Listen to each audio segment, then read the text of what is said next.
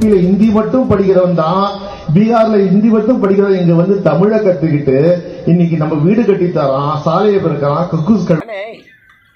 நான் ஏற்கனவே இதை பற்றி சொன்னதாங்கண்ணே. உதாரணத்திற்கு இந்த வட மாநில பிரச்சனை, இங்கே தொழிலாளர்கள் பிரச்சனை வரும்பொழுது நான் ஃபஸ்ட்டு கேள்வி கேட்டேன், எதுக்கு அப்படிலாம் நீங்கள் பண்ணுறீங்க, அதுக்கு தான் தொழிலாளர் பிரச்சனை. உங்களுக்கு ஞாபகம் இருக்கான்னு தெரில, திமுக அரசு என் மேலே ஒரு எஃப்ஐஆரை போட்டாங்க.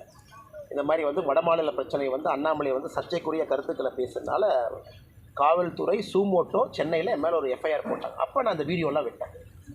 இந்த மாதிரி வட மாநில தொழிலாளர்களை பற்றி நீங்கள் திமுகவில் சொன்ன ஒரு கருத்தை பார்ப்போம். முதலமைச்சர் ஸ்டாலின் அவர்கள் தேர்தல் பரப்புரையின் போது வட மாநில தொழிலாளர்களை பற்றி என்ன பேசுனாங்க, அது தயாநிதி மாறன் அவர்கள் வட மாநில தொழிலாளர்களை பற்றி என்ன பேசுனாங்க, அவர் வீடியோ. டிஆர்பி ராஜா அப்போ ஐடி விங் தலைவராக இருக்கார், இப்போ அமைச்சரும் ஐடி விங் தலைவராக இருக்கார்.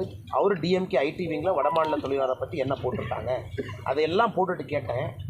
எதுவுமே கருத்து சொல்லாத என் மேலே காவல்துறை எஃப்ஐஆர் போட்டிருக்குன்னா, நடுநிலைமையாக இருக்கக்கூடிய காவல்துறை ஃபஸ்ட்டு எஃப்ஐஆர் முதலமைச்சர் ஸ்டாலின் மேலே போடும், ரெண்டாவது எஃப்ஐஆர் தயாநிதி மாறன் மேலே போடும். இவங்க எல்லாருமே பேசியிருக்காங்க. நான் இந்த பிரச்சனையை சுமூகமாக முடிப்பதற்காக பேசி என் மீது எஃப்ஐஆர் மாநில காவல்துறை போடுதுன்னா இவங்களே விட்டு வச்சுருக்கீங்க. அந்த வீடியோ மறுபடியும் இப்போ 8 மாதம் கழித்து மறுபடியும் இப்போ வெளியே வந்திருக்கு. ஆனால் ஒரு இஷ்யூவோட க்ளோஷர் வந்து மன்னிப்பு எப்போவுமே இல்லை. நான் தெரியாமல் சொல்லிட்டேன், அல்லது நான் உண்மையாலுமே உள்நோக்கத்தோடு சொல்லலை, அல்லது வந்து எனக்கு அந்த மாதிரி எண்ணம் இல்லை அப்படின்னு தயாநிதி மாறன் அவங்க சொல்கிறாங்க அப்படின்னா இது நிச்சயமாக வந்து எண்ட் ஆயிரும். இது ஏன் திரும்ப இந்த வீடியோ அதிகமாக இருக்குன்னா, இந்த இந்தி கூட்டணி நிதிஷ்குமார் அவர்கள் அந்த மீட்டிங்கில், குறிப்பாக திராவிட முன்னேற்ற கழகத்தினுடைய தலைவர் ஸ்டாலின் அவர்களும் திராவிட முன்னேற்ற கழகத்தினுடைய மூத்த உறுப்பினராக இருக்கக்கூடிய டிஆர் பாலு அவர்கள் அந்த மீட்டிங்கில் இருந்த பொழுது நிதிஷ்குமார் அவர்கள் தாம் ஹிந்தியில் பேசுகிறத தமிழ் மொழிபெயர்ப்புக்கும் ஆங்கில மொழிபெயர்ப்புக்கும் அனுமதிக்கலை. ஸோ அந்த சர்ச்சை தான் தொடர்ந்து இப்போ ஒருத்தராக எடுத்தெடுத்து போடுறாங்க. இதற்கு இப்போ பீகாரில் இருக்கக்கூடிய கூட்டணி தலைவர்களே தேஜஸ்வி யாதவ் உட்பட யூபியில் இருக்கக்கூடிய அவர்களுடைய கூட்டணி தலைவர்கள், சமாஜ்வாடி கட்சியில் இருக்கக்கூடிய தலைவர்கள் எல்லாருமே கருத்து சொல்ல ஆரம்பிச்சிருக்கிறாங்க. அதற்கு இன்றைக்கி திமுக தரப்பில் என்ன சொல்கிறாங்கன்னா, இல்லை அது பழைய வீடியோ, இப்போதுக்கு அதை பற்றி பேசுகிறீங்களா, பழைய வீடியோவோ புது வீடியோவோ, இது நீங்கள் ஆட்சிக்கு வந்த பிறகு வட மாநில தொழிலாளர்கள் மீதும் வட மாநிலத்தை பற்றியும் உங்களுடைய கருத்தை மக்கள் இப்போ இந்தியா முழுவதும் பார்க்குறாங்க. பிரச்சனையை நாங்கள் உருவாக்கலீங்கன்னா, இந்தி கூட்டணியில் நீங்கள் சேர்ந்த பிறகு அதில் இருக்கக்கூடிய முரண்பாடுகளை மக்கள் பார்ப்பதற்காக யாரோ ஒரு கருத்து போட்டுட்ருக்காங்க. அதனுடைய சர்ச்சை இப்போ பார்க்குறோம். நான் முதலிருந்து சொல்கிறதுனா உங்களுடைய திமுகவினுடைய முகமே அப்படித்தான். இன்றைக்கி இத்தனை நாள் யூபியை கேவலமாக பேசினாங்கன்னா, யூபினா மோசம்னு சொல்கிறாங்க. இன்றைக்கி யூபி பார்த்தீங்கன்னா 10 நாட்களுக்கு முன்பு இந்தியாவினுடைய 2வது பொருளாதார ஸ்டேட்டாக மாறி இருக்கு. தமிழகம் வந்து கிட்டத்தட்ட 50 ஆண்டு காலமாக 2வதாக இருந்தோம், இன்றைக்கி 3வதாக வந்திருக்கோம். ஸோ இவ்வளவு மோசமாக அவங்க யூபியை பேசி தமிழகத்தை கண்டுக்காமல் யூபி அன்றைக்கி 2வது இடத்துக்கும் தமிழகம் 3வது இடத்துக்கும் போயிடுச்சு.